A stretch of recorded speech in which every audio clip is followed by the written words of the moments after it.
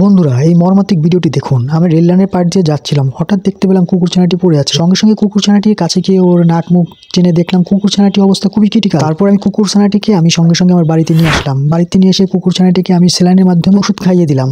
মোটামুটি কুকুরছানাটি সুস্থ হতে লাগলো। কুকুরছানাটিকে আমি গা হাত পা ম্যাসেজ করে দিলাম। ম্যাসেজ করার পরে কুকুরছানাটি মোটামুটি সুস্থ। কুকুরছানাটিকে আমি পানি খেতে দিলাম। কুকুরছানাটি সুন্দরভাবে পানি খাচ্ছে। পানির সাথে আমি ওষুধ খাইয়ে দিলাম। কুকুরছানাটি ধীরে ধীরে সুস্থ হতে লাগলো। তারপর কুকুরছানাটিকে আমি ঝর্ণায় গোসল করিয়ে তাকে আমি জীবাণুমুক্ত করি। কুকুরছানাটিকে আমি গা মুছিয়ে দিই। কুকুরছানাটি দেখতে খুবই কিউট। বন্ধুরা, আমার এই কাজ যদি আপনাদের ভালো লেগে থাকে তাহলে ভিডিওতে লাইক, চ্যানেলটি সাবস্ক্রাইব করে দিন।